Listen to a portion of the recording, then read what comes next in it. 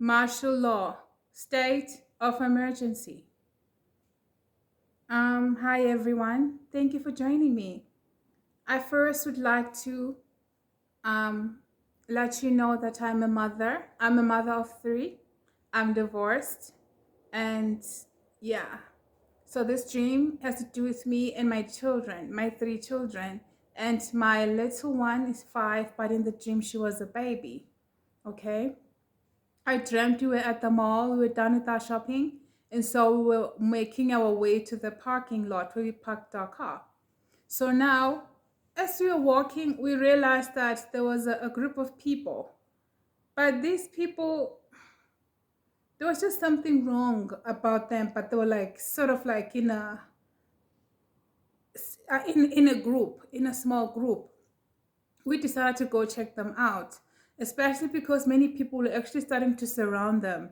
More and more people started to gather around them. Like we wanted to see what was happening. By the time we got there, like there was just a crowd. Like we had to like literally like push and try to really see what was happening.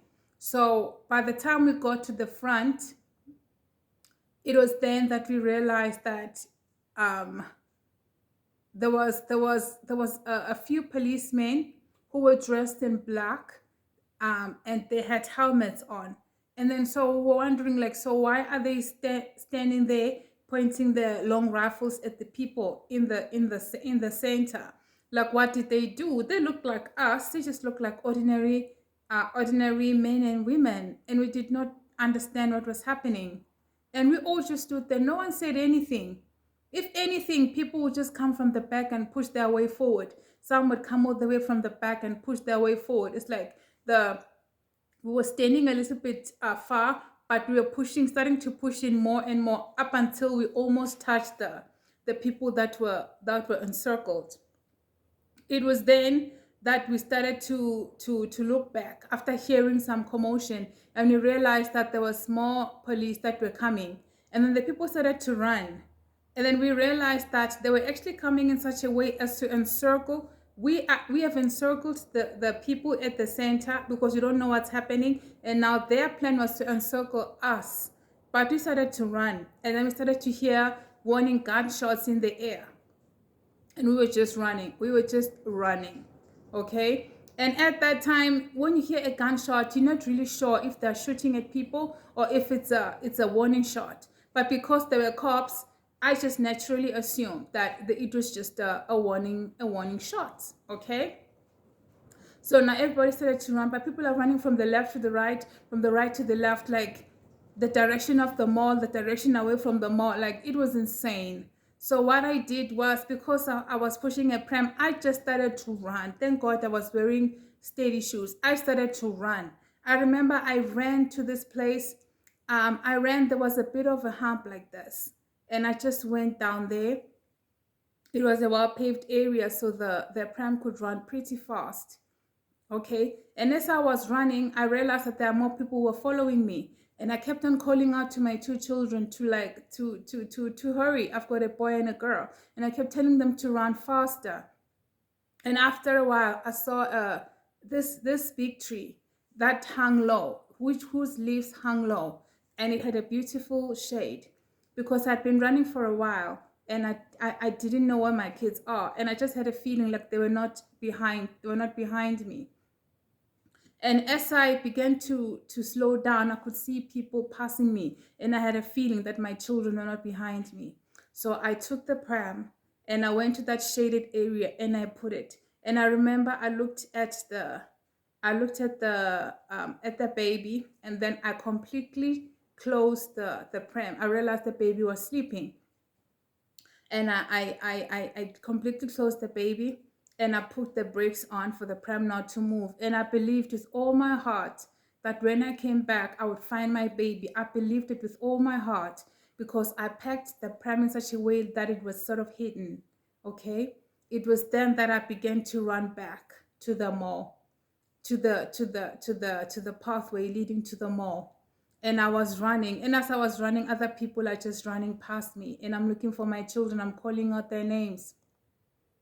And then as I was running, It was then that I heard my son call out my name, and I looked at him and I asked where his sister was. And when, upon hearing her brother's name, she started to run from another side, and I realized that they both could see me. Then I began to run. As I ran, they saw me, and all they had to do was to follow me. And they ran and they found me, and I quickly ran to the tree. And I remember as I was running to the along the path leading to the tree, I kept saying, I believe God will keep my baby safe. I believe God will keep my baby safe, because now I've got my two babies, but now the little one is not with me. I remember as soon as I made the turn and I saw the pram, the joy, I just wanted to open it and see my baby. So I ran and I opened it, and there she was, sound asleep. I was so grateful. I was so grateful. And now I realized there was no way we are gonna make it to the parking lot. There's no way we're gonna drive out of the place. We have to walk. So we started to walk. We were in a suburban place. I did not know the suburb area very well. We just came to the mall. Like, we do not live around there. But now we found ourselves having to walk in the suburban area to try and make our way home. And we did not live too far from there. So we started to walk now into the houses. So we went into the residential area, and then we started to walk. And then as we started to walk, I noticed that the streets were rather quiet. It was a very quiet neighborhood. It was that neighborhood where houses all look similar. And as we were walking, there was no sounds of children, nothing. No cars passing, nothing. I'm like, something happened here. Something happened here. Apparently, the police had started there. They had already been in the neighborhood, okay, and they just made their way to the mall because something was quite eerie. And as I walked, I had that feeling like people have moved out of this place. It's like a lot of houses were empty. There was just that feeling like people have moved. And then we started to walk. It was then that we started to see cars coming, and then we were hiding because these were police vans and they were huge ones. And then we started to hide, okay. And then as we hid, I remember thinking we just need to quickly find a place to like a home where we can be for a while, because we can't be in the streets, because we were running from this street up to the next street, jumping from the street from the left side of the road to the right side of the road, just hiding, you know. So after a while, I'm like, yeah, we need to make a plan. And I remember I said, let's run. And then we started to run. And as we were running, I was looking and aiming at a particular tree to hide. It was a big tree. So I just thought to myself, it would be a nice place for us to just get some shade and rest and catch our breath. As we were running, my son took hold of the pram, and that surprised me, and I decided to let him push the pram. So my son was pushing the baby, and my daughter was just running alongside him. So I was running ahead of them. I was leading the way. And I ran all the way to the tree. And as soon as I got to the tree, I remember laughing, saying, we made it, we made it. No cars came up all the way. And then I looked and I realized there was no one behind me. It was, I was so shocked. I was scared. I was everything. And I'm like, where are my children? Where are my children? I didn't know what to think, what to make of it. And then I remember thinking to myself, no, but something is off. My son insisted on taking the pram. So it means these kids had a plan. And I remember sitting there thinking, oh my word, it is me who is a danger to the children. If the police were to see me, I'm the one who's going to be arrested. They didn't arrest the children. It was me that's going to be taken captive. I remember thinking to myself, that was so smart. So now it's just them, the three of them. They know they have a better time. They have a better chance of survival when it's just the three of them than with me. I thought that was smart, but it also broke my heart. And I was so proud of them for taking such a big and brave decision like that. Okay? And thereafter, I was by the shade, and then I saw another car coming. I'm like, I can't do this. And by this time, I've tried to look back to try to see if I can see where the kids are hiding. There was no sign of the kids, and I could tell they were not even hiding among the trees, nothing. The streets were clean. and I saw this house and I decided to run. And as I got to the gate, I could hear the cars getting closer. But then I ran all the way to the door, and I know that they saw me, and I was knocking as hard as I can. And then a white old lady opened the door, and I remember her looking at me. She was in shock, and you could see there was a restlessness about her. And I do not know what had happened in the neighborhood. All I know is that she was rattled. And I remember her looking at me like just in shock. And I said to her, I actually wanted to ask her to let me stay for a bit, for a few hours, even if it meant staying for the night, up until I can make a plan. But with the way she looked at me, I had to come up with the way so that she let me in quickly, and I asked to use the bathroom. She wanted to say no, but I remember her looking into my eyes, and she felt pity for me, and she said, okay, make it quick. And I was like, thank you so much. And I went inside the bathroom, and I remember as soon as I got to the bathroom, I just closed the toilet seat and I sat, and I began to think like, okay, what's next? And as I was sitting there, I started to hear the banging.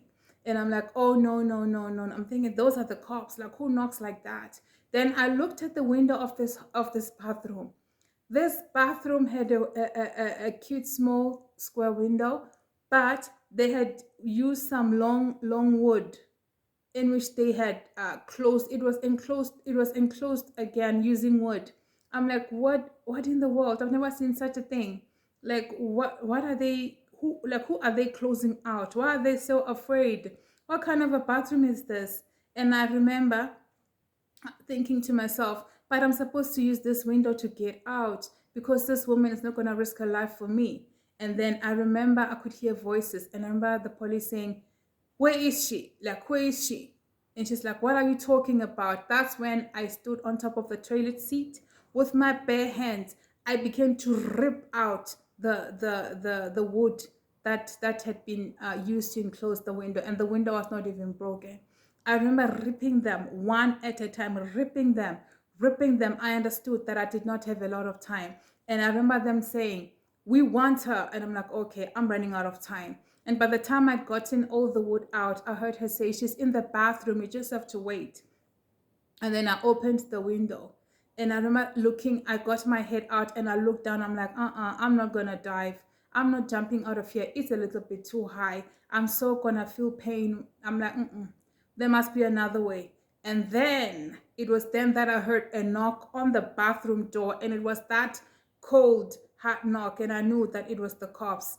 I had all the energy and the courage to jump out the window. I had to squeeze myself out of that square little window. So it was my head first. So when I fell with both my hands like this, and then the rest of the body just fell. I remember as I saw myself slipping to fall, I thought I'm gonna fall, quickly get up, dust myself, and run. No, actually, I'm skipping an important part. As I was busy ripping out the wood, then I remember I looked out the window. As I looked out the window, I said, no, I won't make it. I won't make it. And then I remember I looked on ahead. Just ahead, just ahead, it was a street, and then there was another home. But then I looked at this house and I realized that there was young women that were sitting on the lawn. And as I looked at them, there was this girl, this particular girl. She had, I looked at her, she was so beautiful. It was a white young lady. What made her stand out was the color of her hair. She had long curly hair, but her hair had many colors. It had many colors. You're green, you're blue, you're pink. I remember thinking, okay, is this in? Is this in fashion now? I thought, what a beautiful girl. Why does she need to be wearing why does she need to wear rainbow colors on her hair? You know? And thereafter, as I'm looking at her, the girl looked at me like I said, I was running away from the police, so I was not afraid of the public. Okay, she looked like a civilian to me. She was wearing a beautiful flowy dress. I remember I looked at her. She was sitting down, and she actually got up, And as she got up, this this girl, I remember her, she got up and she looked at me like this. And I was thinking, what's wrong with you? Like, what is that? And I wanted to look away, but then I was like, what is this? And then I remember I stood still and I concentrated and I looked at her. Guys, and then I realized that her eyes were changing. There was a change of color. And I'm like, what in the world? And I immediately closed the window and I sat down. And I'm like, that girl is possessed. No, that girl is possessed. And I remember sitting on the toilet seat again. I'm like, oh my word, oh my word. It was then that I heard the banging on the door. Then I opened the window and I realized, oh, when I opened the window, the first thing I did was to check the rainbow lady. It was then that I saw her turn as she left the young girl sitting on the lawn. It was then that I pushed myself and I assumed I was just going to jump, fall, dust myself and run, but I felt it hurt. It hurt. Guys, I needed time to recover. I remember sitting there thinking, ow, ow, ow. All I could do was just to rest.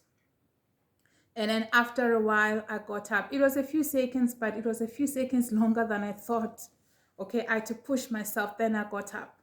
And then I made my way out and I was able to keep running again. I've been running for a long time and I realized that, okay, where I am, there's actually people. Okay. And as I was walking, I saw a father and a son. They were washing a car and they were busy just joking around. Okay. And this was a white neighborhood that I found myself in. I do not know the significance of this, so I'm just gonna tell you the dream as it appears, okay? And I was just and this, I could say it was a, it's either it was or let me say it was a white dominated suburban area. Yes. So as I was walking, I saw the father and the son washing a car and they were joking around. And I remember looking at them thinking, how is it that life can be? How is it that the world could be ending and some people still have time to wash their cars? Like something is wrong. Like something is really, really wrong. Okay? Now, with these two, the father and the son, what they made me understand was that in the world at that time, there were people who were just determined to believe that life is going to go on and they were going to do everything to make sure that life goes on. These people were able to just close their eyes. I do not know how they did it, but they were able to live blindly because the old lady, the one who let me inside her house, she was cautious. How is it that she was cautious and was able to protect herself? And then to have this man and his son out and about washing their car in the driveway. It just shows how different the mindsets of people were. It was weird. Okay. And then I just looked at them and I remember I was just walking. And as I was walking, I heard a group of girls making a noise. They were laughing and giggles. And I realized that there was music playing. And I realized they were also washing a car. And I remember I turned. Immediately when I saw them, I almost screamed out of shock. I shocked myself, you know. I was so shocked that I shocked myself at how shocked I was. Guys, I know that the world we live in, the women are like half naked, like, but in this dream, when I say women were half naked, I mean it, literally. I remember I saw one woman who had absolutely nothing at the top, absolutely nothing. All she was wearing was at the bottom, and she was wearing shorts. And then I looked at another one. She was wearing more like a bikini bra with a little vest on top, and at the bottom she had absolutely nothing. I was in shock, like like guys, I know that things are bad in the world, but like I didn't think that we could actually go to I didn't know people can actually go to nakedness, like literally nakedness. I know there's beaches where people where people go nude, you know, but for me to see that in the street, it just also, this dream also explains the culture it helps us to understand how bad things were, like how derailed people's minds were, like how lost the world was, that nudity was just a norm, like it was just accepted. So you can just see it was just perversion. It was just perversion upon perversion. It was just no end to it. Okay, I'm sweating, guys.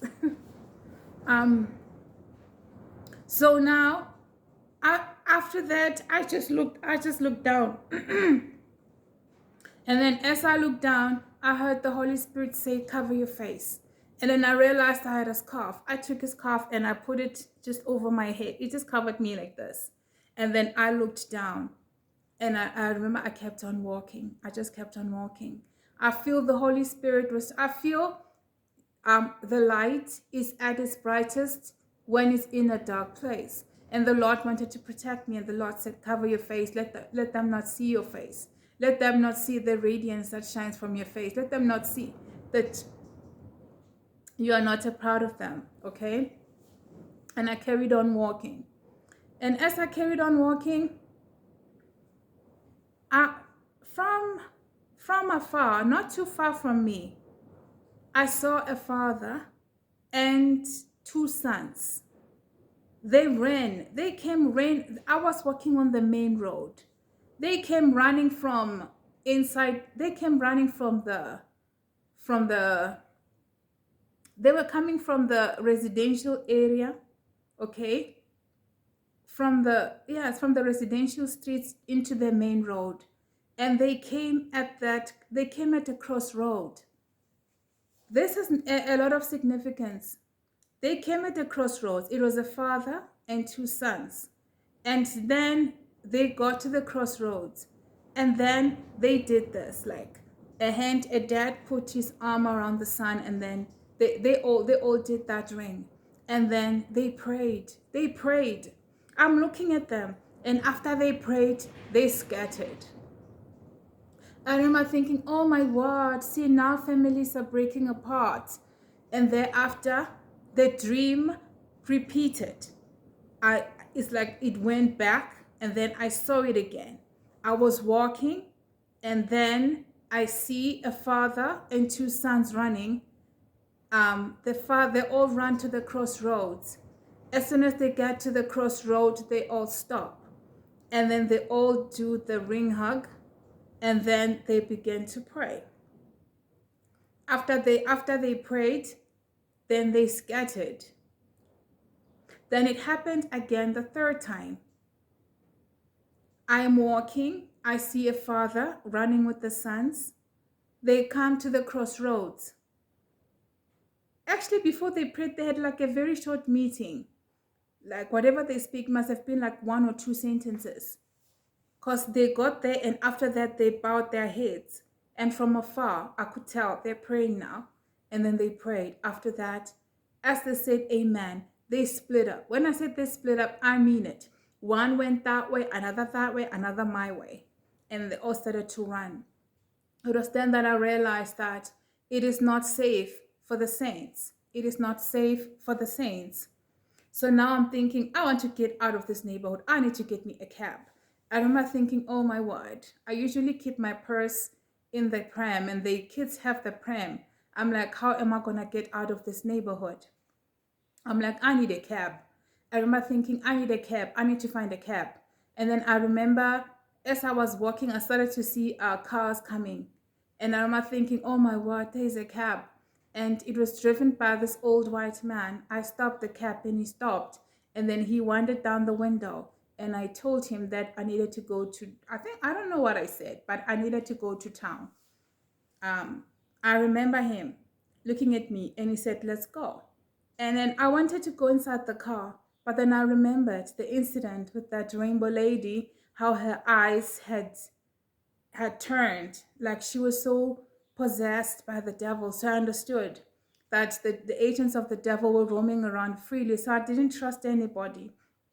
And he looked at me almost annoyed. It was then that I looked at him like this, because I was trying to study him. The reason I looked into his eyes was because I wanted to see if I could discern any evil, or if the eyes would change. And as I looked at him, nothing happened. And he was like, what's the problem? It was then that I knew that he was clean. And then I got into the car, we closed, and then we started to go on our way to town. I remember thinking to myself, oh my gosh, how much is it to go to town? I was actually hungry, so I told him that he must drop me at Nando's. Nando's is a restaurant. Okay, they sell good chicken there, and I'm like, I'd really would love to go there. Like, I need to eat like something filling. I need rice and chicken, and I decided I need to eat, and I was like, let's go. And then we were just going. I remember thinking in my mind, like, do I even have money? I remember thinking, you must believe. And I said, I believe I have money to pay. I believe I have money to pay. Okay, I believe I have money to pay. And as he kept on driving, I'm like, but where are my children? Where are my children? At this time, in this dream, creative miracles was what was happening. Creative miracles, creative faith. The same faith that made me leave my baby under the tree, believing when I come back, I'll find her, is the same one that made the cab to appear. When I said I would love a cab, and then the cab appeared. And now I was in the cab. Now I'm like, I don't have money. I'm like, I believe I have money. It was then I was like, oh my gosh, what about a phone? I need a phone. I need to be in touch with my kids. I would love to be with my kids. At least let us meet together now in the evening and eat supper and be able to figure a way forward. It was then that I said, a phone. I need a phone. And I said, no, I have my phone with me. I have my phone with me. And my children have a phone with them so they can get hold of me. After saying that in my mind, a phone rang. It was then that I checked myself and I was able to find the phone. And I answered, it was my son. He said, Mom, we are in town in Nando's. Meet us there. And I said, I'm actually on my way there. And thereafter, it was time for me to pay. I'm like, oh my word. And I was like, I believe I have enough money to pay. I reached my hand and I took out money. It was more than enough for the taxi fare. But then I was like, oh my word, I should have believed for more, because now we're going to eat at the restaurant. How will I be able to get enough food for all four of us? And I'm like, okay, is either I have extra money on this other pocket of mine, because I took money from the right pocket. I said it means I've got money from my left pocket. Or my son has got money on him to pay. There's money with him, because he's got the pram, he's got the purse. Like, these kids have got money on them. They can afford to buy all of us food, to get us drinks, and to even get us sorted for the night. So the dream was just, it was just full of faith. We just had faith, and it just seemed to make things work. And thereafter, the next scene, I see myself walking into the restaurant. I remember looking around, and I saw my children already seated, and they'd already ordered exactly what I wanted to eat. And I remember I went to them. They were so happy to see me. We were hugging, and we were so happy. Like, oh my word, we got out of that neighborhood. Like, okay, things are still a bit normal out here. So let us just enjoy our meal. I remember we sat there and then we just ate our meal. When I woke up, I really, really think life changed. I even wondered if we'll ever get to go home. It was a matter of, I don't know about the clothes, but we're not worried about clothes. It was a matter of, if we can't go home, we were able to make a plan. Like, maybe we might just pass a store and be able to get some clothes to wear, clothes to change, and be able to get a place just to sleep, so we can at least bath, and be refreshed. It was so real to me. When I woke up, I was so happy to have just one more day. Just one more day. And I'm like, it's amazing how everything can be snatched away from us in an instant. And in all my end time dreams, everything happened in an instant, so that people don't have time to resist. So that's just how it happened. So I remember the Lord repeating 3 times how that man ran to the crossroads and he prayed with his kids, and then they split up. And this was done 3 times. I mean, even if the Lord had done it 2 times, like, I would have gotten it. but the Lord had to repeat it 3 times. I think the Lord wanted us to know as his children that the days are just gonna get hard. And as the days get hard, there are decisions that we have to make. That's why they were at the crossroads. And sometimes it was a matter of being able to seek the Lord by yourself. It was a matter of running the race alone by yourself, and to be scattered from family for safety's sake even. And just as the Lord made me cover my face in front of those girls, I believe that all 3 of them all together were just too much of a force, and they carried too much light. They wouldn't be able to survive. They had to split up. But it was by grace that my children and I were able to be reunited for that time, and I was very happy and I was very grateful. I wanted life to be back to normal, but I knew things were not like that. And as I woke up, I remember how people abandoned their homes. And I could not understand, why didn't everybody leave? It just didn't make sense. The old lady, you can see she just made a decision that she will just remain at her home, whatever that comes would come. And then there were the children, people who had given themselves over to the enemy, were able to just walk around as themselves. And people just, and it's like the Lord just gave people over to their depraved mind, over to their desires, and people were just out of control. Okay, like those girls that were naked. Okay, and understanding that it happened at that neighborhood, it made sense that that neighborhood was a reflection of other neighborhoods. Okay, and it was also a reflection of what's happening around the world, in other parts of the world. Okay. And I remember thinking, wow, this is it. This is it. I thought at the end times I would at least have my car.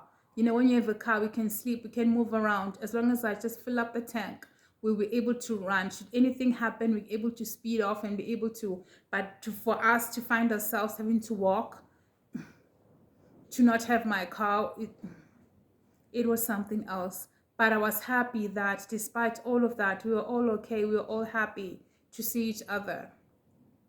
So, guys, I have had a rapture dream, and I did say in the rapture dream, in my rapture dream, the kids were actually raptured first. My little one was raptured. So, in the, you can see, like in this dream, that we were going through the most, and she was still there. And I think the Lord deliberately did it, made sure that she was a baby, so that we understand that there are tough times we'll have to go through with our children. As much as I know that the Lord has told me that the children will be raptured first when the rapture season begins. Like for me, because of what the Lord has shown me, I believe there will be a rapture season and not a rapture day. So for me, when I saw the children raptured, of course, I'll automatically assume that the children will not face hardships. But what the Lord was revealing to me was that there are some hardships we'll have to face together with our children, and we will live by faith. We will live by faith. Faith will produce for us. It will make things happen. So yeah, guys, I don't want this video to be too long. The dream is actually long, and that's what the Lord showed me. I lived, like, that dream was so real. It was so real. When I got up, all I wanted to do was just to sit and think. That's all I did. I felt like I sat and think, and I was just thinking forever. So let us understand, we really are living in the end times. And indeed, I pray that the Lord may continue to increase the end time dreams among his children. Even as I share this end time dream, if you have had a dream that is similar to what I'm saying, I humbly ask that you share it in the comment section. You do not know whom it will touch, whom it will encourage, or whom it will convince. Perhaps for someone else to believe, it will take a testimony of others confirming to what I have seen, to say, yes, what she saw, it really is of the Lord. Because I saw different people there, like I said. There were Christians there. There were people who were just trying to live their lives. There are non-Christians who were awake. They are awake to what is happening, but there were also those who were not awake. And the children of the devil were just roaming about freely, just openly showcasing their powers, their evil powers, like it was no joke. Okay. And now, with this dream having to happen in a white suburban area, it is not in any way, I'm not in any way trying to be racist. I'm not in any way trying to be racist. If anything, for me, it just means it happened in just a suburban area. I know some people say in my dream, when I dream of a white person, it means this. When I dream of a Chinese person, it means this thing.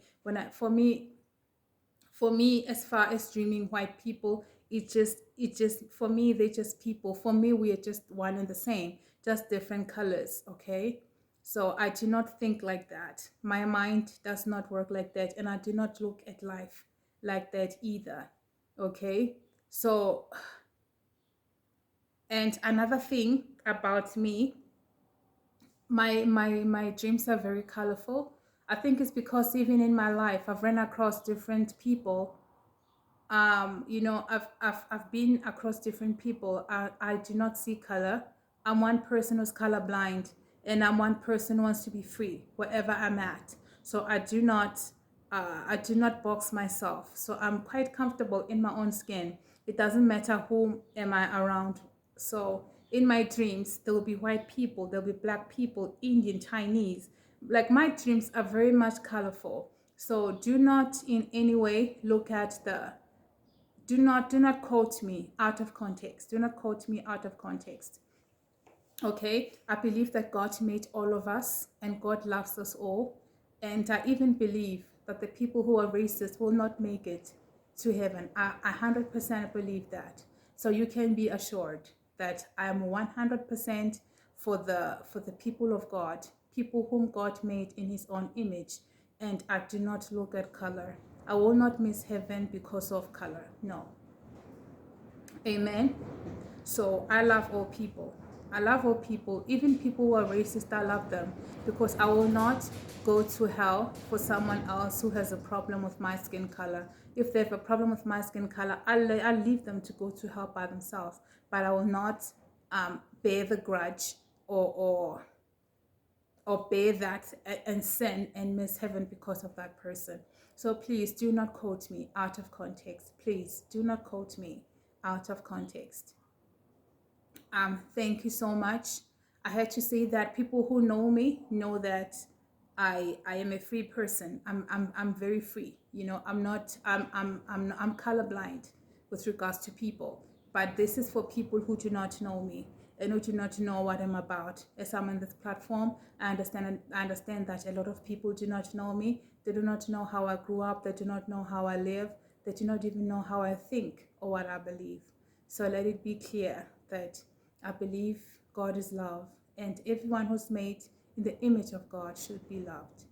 Thank you so much, guys. God bless.